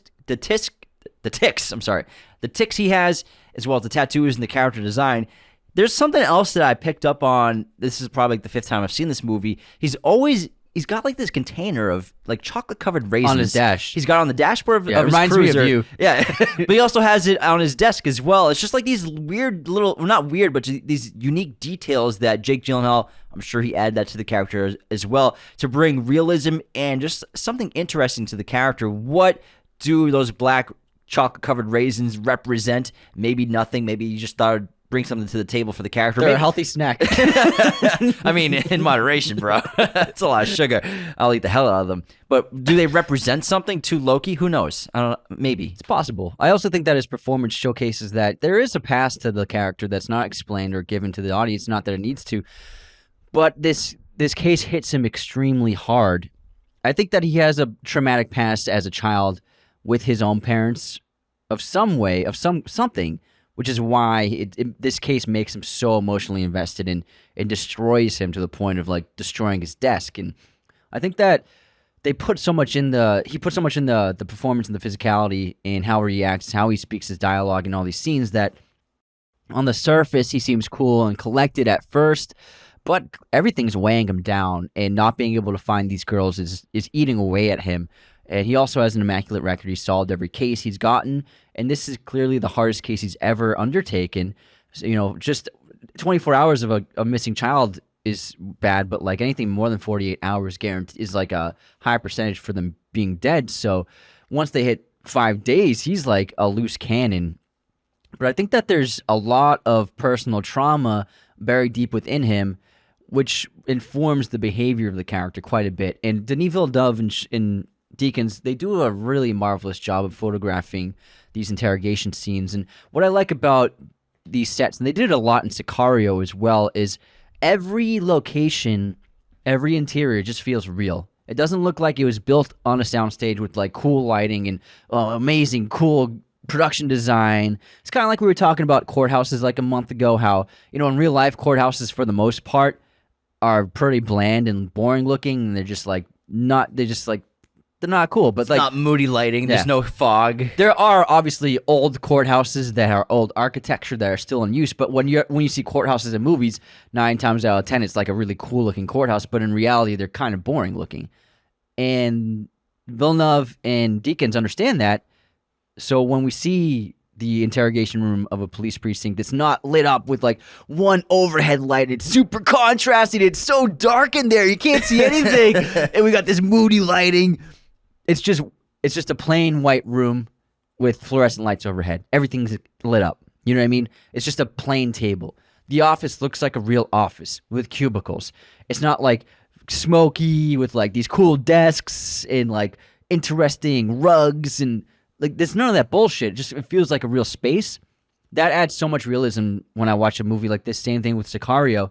But the reason why production teams will make things interesting is to keep it not boring for an audience, to keep them visually intrigued, to be like, oh, that's a cool set. It's a boring scene. It's just two people talking at a table, but let's try to make it visually interesting. That's the motivation behind production design, so you can't knock them for that. But Deakins and Villeneuve understand that if the story and the performances and the dialogue works, it doesn't matter what the set looks like. So they go for realism. Deakins has always gone for practical lighting whenever he can. But the way they shoot this interrogation scene with Alex and Loki is brilliant because they start with this huge wide shot of the room, super, super wide, and Loki and Alex are standing in the corner, the furthest part from the lens. That makes the space look like really massive. Really interesting way to start the scene. And then they cut to a medium two-shot of both characters profiled, and it's intense. And it's not like a back and forth editing. That most of that scene takes place with just that two-shot because the performances are so strong, and we're getting right up with both characters. That's all we need for the scene with editing and cinematography. They understand that most of the time, simple fixes and simple approaches are more powerful, and that's a really good example of that whole sequence is just a couple of shots. They're not editing back and forth between the characters. It's more impactful having both these guys in the frame. You can really feel the unease and tension and the questioning. And both Dano and Gyllenhaal are fabulous in that scene. But I think it's a highlight of cinematography because of how they approach shooting this boring-looking set. And editing, writing and directing this film. This sequence is terrific. I'm glad you brought it up because when we're at the gas station and Alex gets arrested, and Loki tells them, his officers, take him away and tells them what to do with the area. And then we hard cut to that interrogation room, that shot. And most directors, screenwriters, filmmakers, they would have like Loki walk into the room, say a couple lines to Alex Jones at the table, maybe take the cuffs off and like loosen up a little bit. No, we cut right to the most intense moment of the conversation. He is inches from his face. He's holding that photograph up to him. We're in that corner. He's pushed him into the corner. We're already in the heat of the conversation. It's no bullshit. There's no fluff on this movie. It's brilliant editing, directing, and screenwriting. And there's so many moments like this in the film that make it move so much more quickly than the average screenwriter or filmmaker would do with this kind of story. Another great example of this no BS editing and directing is when Loki goes to the Kellers and the Birch's houses for the first time. He goes to see Nancy Birch, who's at the table. And great production design for this entire movie. They never clean up the Thanksgiving food. There's pumpkin pie everywhere, all over the microwave, all over the kitchen. They never clean anything because they're so distraught and they can't even function on a day-to-day basis. So for several days, the house is just covered with Thanksgiving leftovers. And they don't even really speak or anything like that. He just tries to get her attention, and all she does is hand him new photographs that have clearer looks at Joy's eyes. She doesn't ask him any questions, and she doesn't respond to any questions. That's all she says, in and out. That's the end of the scene, basically. It's just so quick, effective. It's all the information we really need. It's all the information these characters would even give to each other, because this mother has lost her child. They only have one child, and it's their life, and Joy is missing. She can't even speak. No, they have two. They have another daughter. Oh, the older sister. That's right. It's okay. And they have two daughters. You just got excited. I know, man. I was going in. And also great, but I mean, great editing and rewriting. And the editing in the interrogation scene is they edit over a couple of shots of the RV in the evidence room with forensics teams going through the different parts of it with voiceover of what's happening in the interrogation room. I thought that was a terrific edit to throw in there.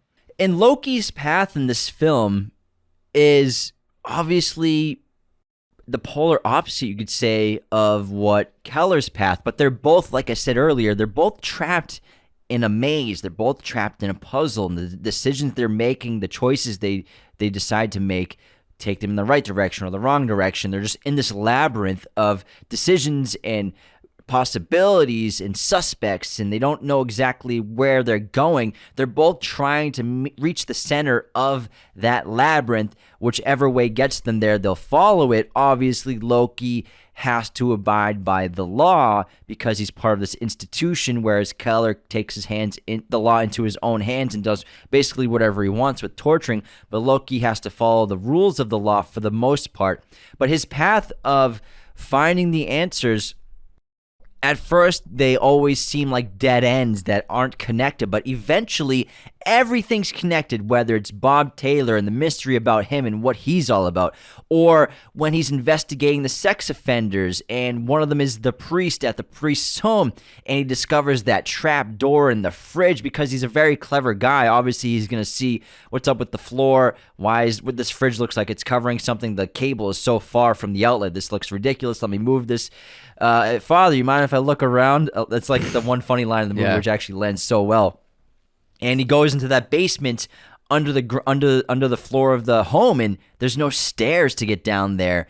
And it's a great sequence down there, and he discovers the corpse of somebody who's been dead for clearly a long time and has that interesting puzzle maze labyrinth necklace around his neck, which he obviously connects to Bob Taylor immediately, but for the most part, it's like a dead end for him. Like, oh, I found this dead body, but it has nothing to do really with this investigation. When he's talking to Rich, he's like, there's a way this connected. I just don't know how. But then eventually, he's frustrated. All these puzzles and pieces get put together, and obviously he thinks Bob Taylor's his guy because it fits the necklace. It's not until he's in Holly Jones' house, because his commanding officer told him to go there to tell him the news about Alex Jones, who he discovered trapped inside that shower at Keller's apartment. He wasn't even going there to investigate Holly. He just goes there because his captain tells him. He's like, come on, Captain, I don't want to go. I'm tired. Like, just let me go home. He's like, no, I want you to go tell Holly Jones and inform her about Alex Jones' situation. And then he sees the photograph of the man in Holly's bedroom with that necklace, immediately ties it to the man in the basement of the priest. Ironically, the priest is confessing to him in this interrogation instead of vice versa, where it usually happens with a priest.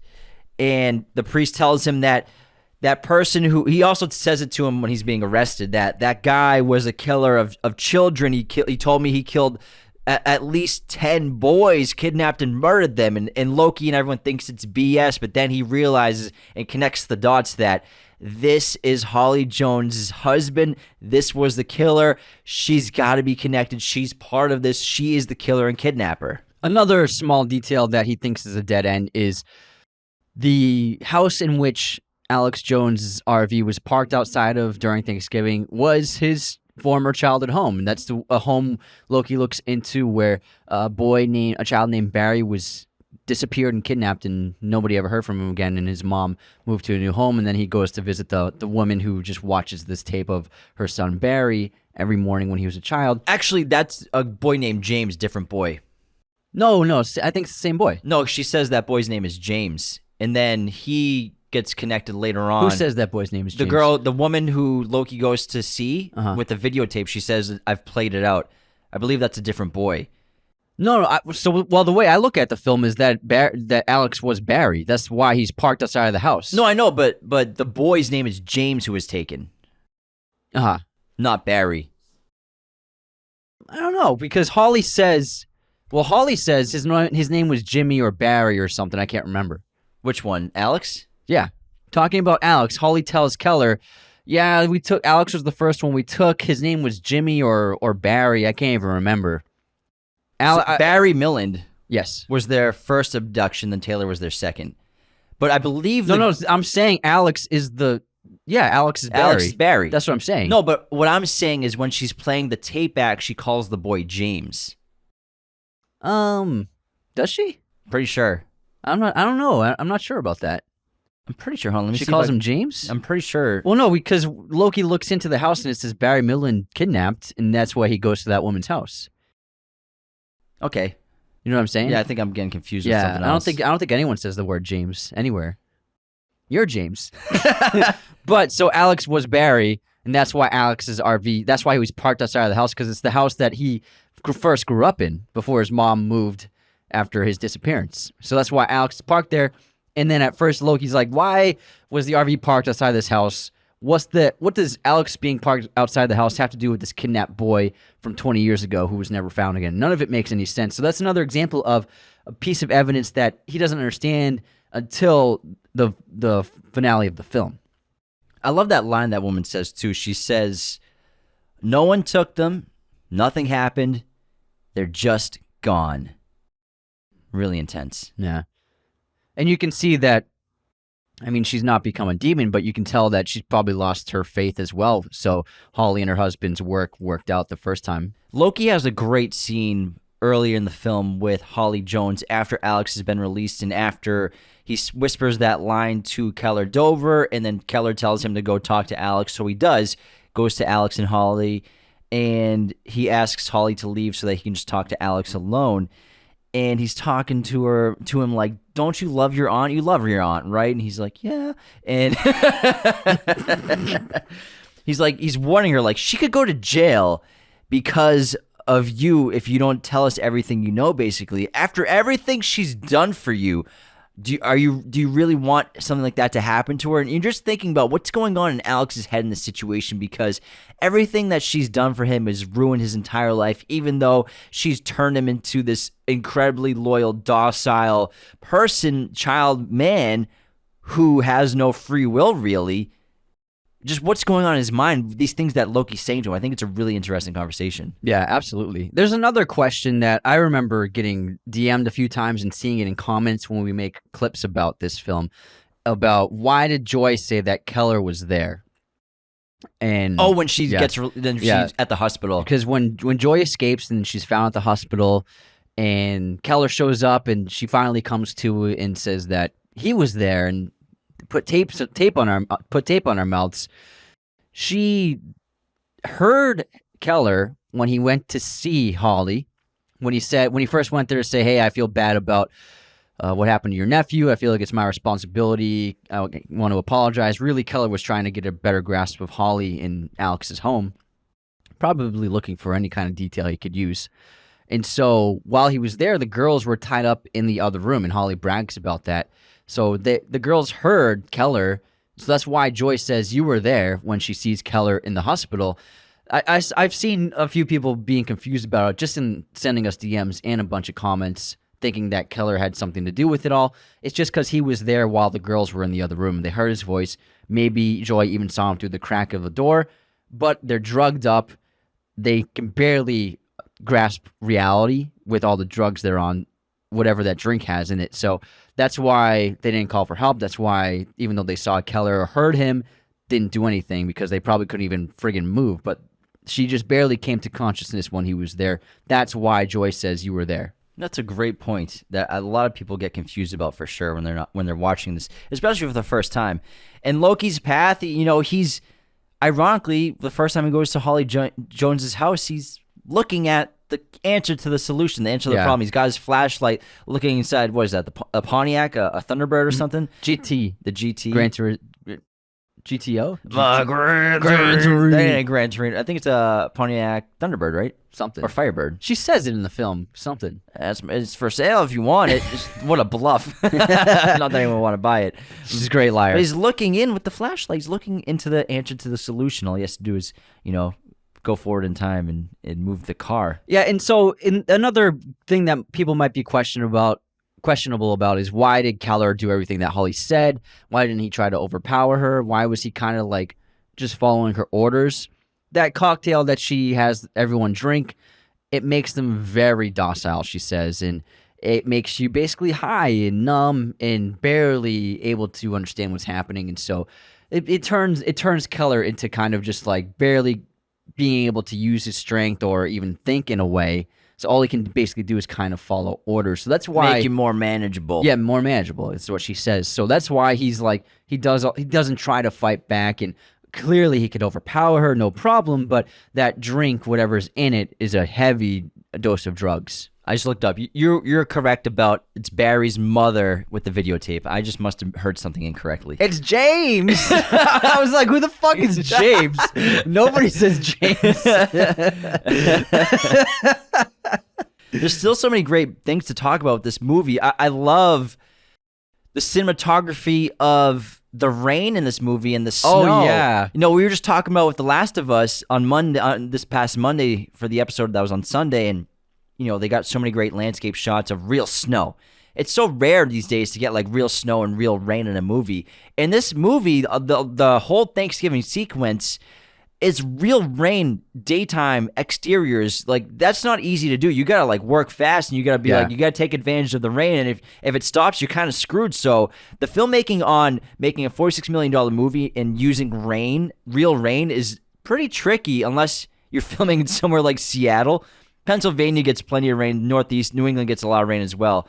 But it's still like incredible filmmaking when you see stuff like that, as well as real snow. You get like people from snowy regions, they know what the hell real ice looks like, what real snow Ain't fooling us. We know what real snow looks like on streets, on sidewalks, after it's been paved, after it's been frozen solid for a couple of days, after cars have been driving on it. Denis Villeneuve takes advantage of everything around him, and that probably wasn't even in the script, but just because that's the time of year they're shooting, let's take advantage of these now snowy streets a couple days after the rain. I guarantee you that the scene where the three of them are running through the neighborhood and it's raining, I guarantee you, because they filmed that, clearly it's all Steadicam handheld as opposed to everything else in the film. Real quick. I guarantee you they were gunning that entire sequence, doing a couple of takes here and there of every setup.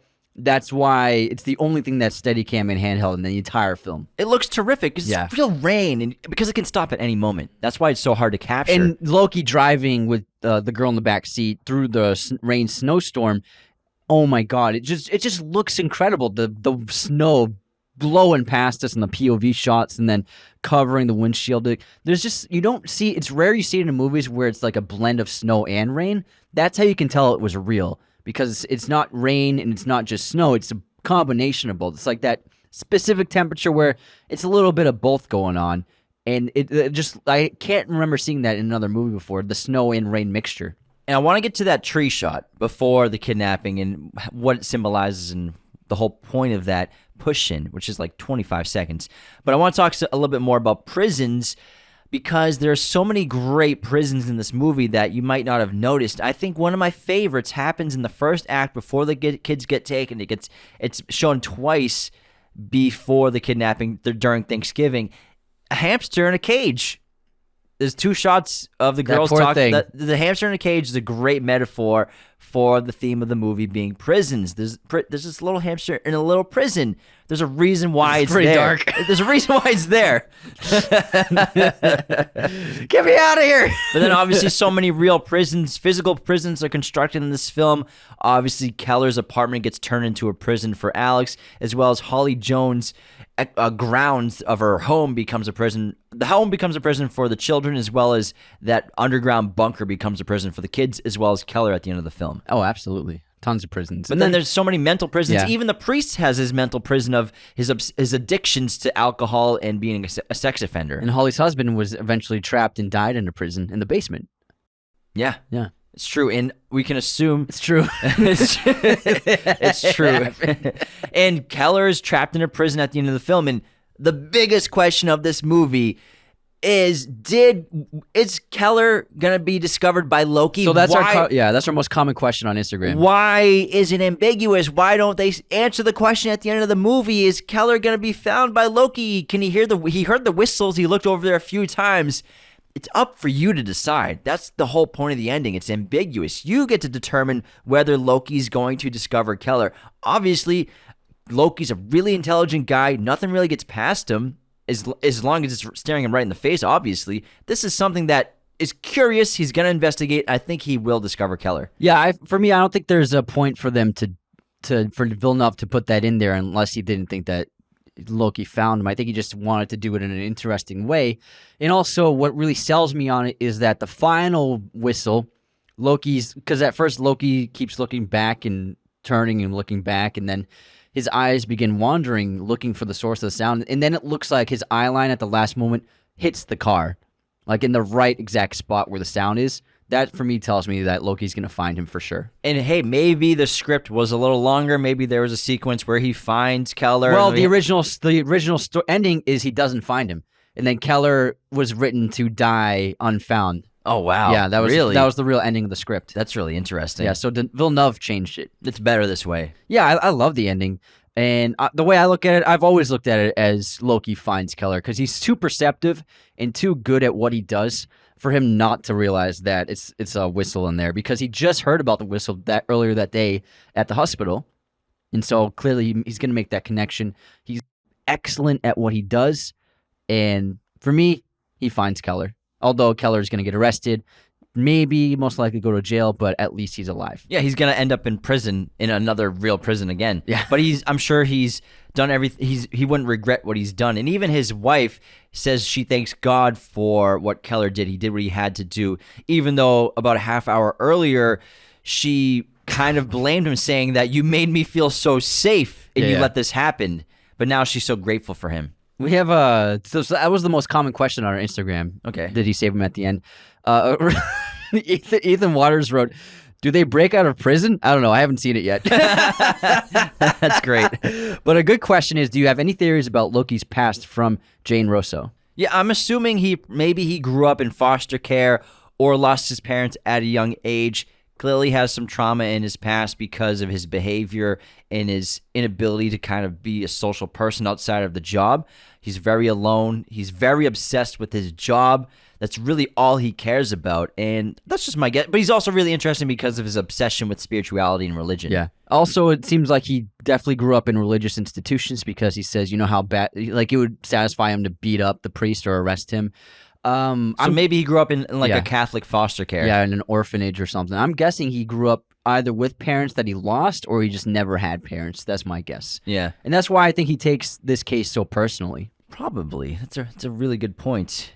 Any other interesting questions before we get to the tree? Oh, yeah. What inspired this story is Detective Loki, based on a real person, from Alexander J. Bird.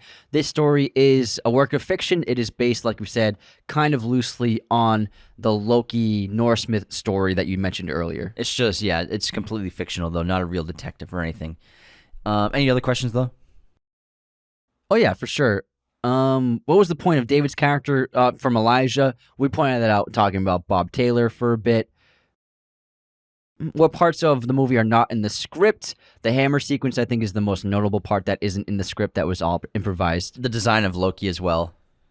So Sienna Hendricks wrote, why do you think Jake felt the need to give his character a twitch? Was it anxiety induced, do you think? Why do you think he put that into the character Probably performance? something interesting. Maybe he doesn't sleep. He's 24/7, it seems like, on the job. So maybe it's a side effect of low sleep, obsession with his job, constantly looking for answers. Maybe it's a tick he's had since he's a child, since he's been a kid. And also, like, he's someone who has, like, on the surface, he's very controlled, but inside he's not and has a lot of turmoil. And that could be like a manifestation of, like, him not being able to control himself completely in his physicality. So that could be like a moment of just him losing control for an instant here and there. So that could be a reason why he put it, because I'm sure he didn't put it in just because, like, oh, it'll look cool.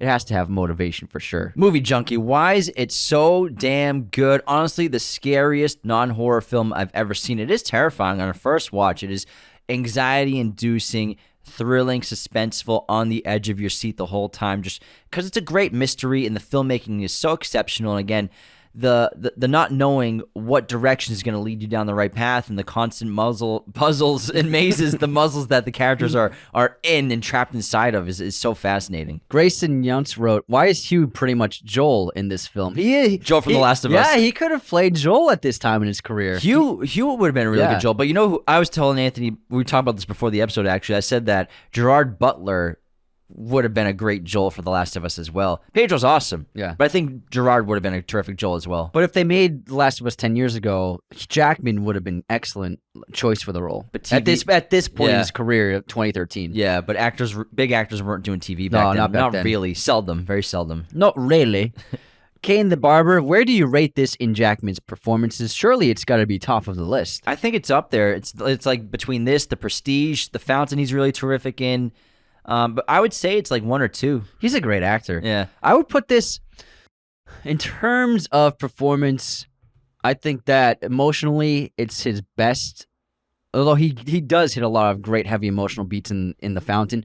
But I still think, actually thinking about it more, The Prestige's performance is really fantastic. It's very layered, and it's a very interesting character with a lot of complexities and nuances, who goes through crazy amounts of transformation. So I would say the character he plays, Angier, in The Prestige is his best performance. Well, and especially when he's playing himself, but then he's also the actor who's playing himself as the actor supposed to be Robert Angier. And then he plays the new version of himself after he gets away with his crimes, and he plays Lord Korolov. He's got a lot of different kind of characterizations in that movie. I think that was like a dream job for him, to play so many dynamic pieces of one person.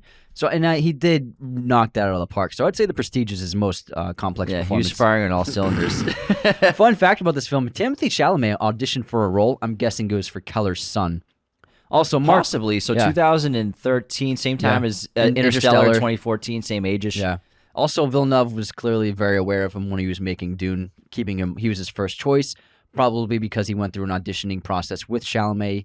He saw his acting chops in person. And then Call Me by Your Name, he's like, he's gonna be Paul Atreides. That's what he saw. He didn't even have to audition. And then also, Mark Wahlberg and Christian Bale were originally attached to star in this film, with Bryan Singer directing, but the two actors opted to make The Fighter instead, though Wahlberg still received an executive producer credit on this film. This film was actually in production hell for a very long time. It hit the 2009 blacklist for screenplays, and so it was in development for many years until it was finally picked up by Villeneuve at Warner Brothers, and they got into production. Leo was attached to it at some point, Leonardo DiCaprio. He's attached to everything at some point. That's true.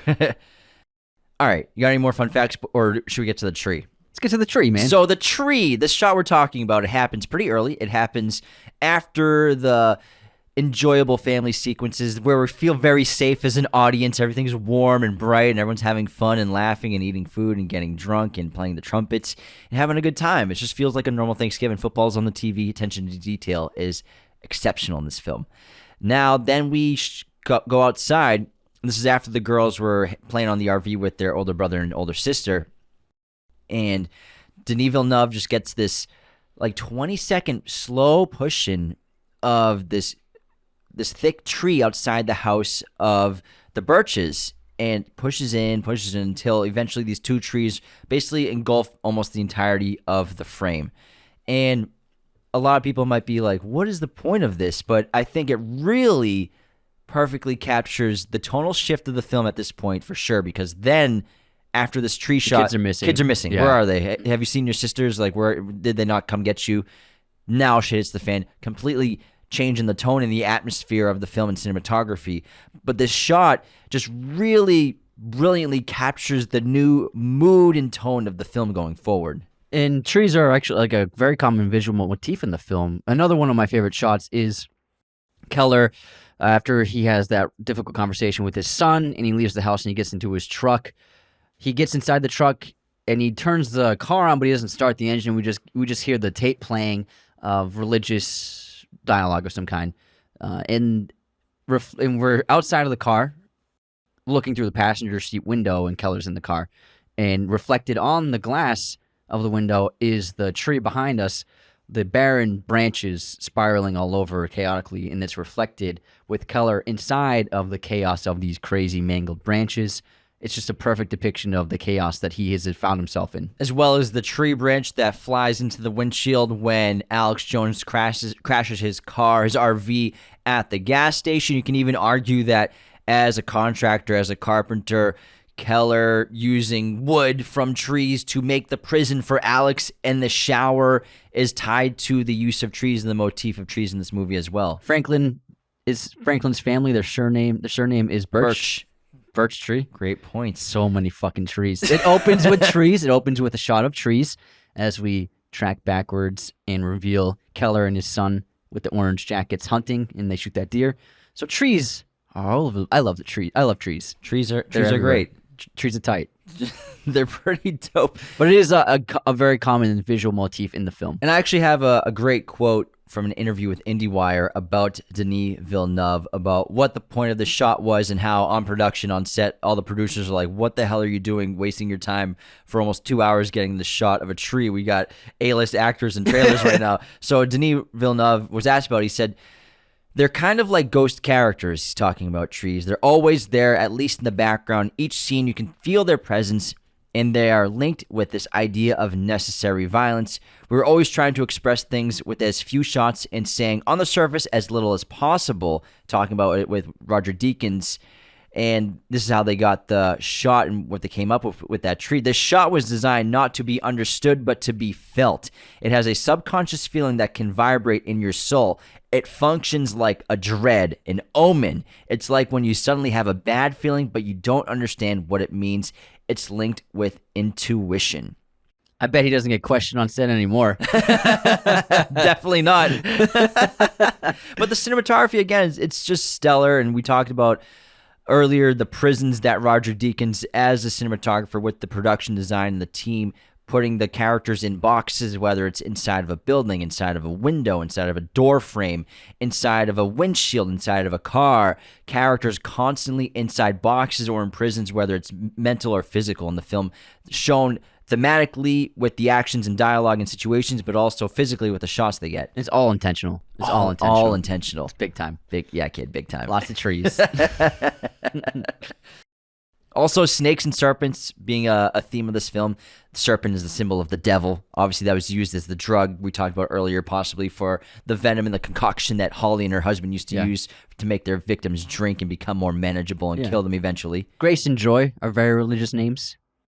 Yeah. Grace and Joy. Yeah. You'll hear them in religious songs all the time. And, Mary. Mary. Is someone named Mary in this? Yeah, Keller's wife. Her name is Mary? Keller's mother. Oh, okay. Gotcha. Grace, Joy, Mary. Yeah. What's his son's name? Ralph.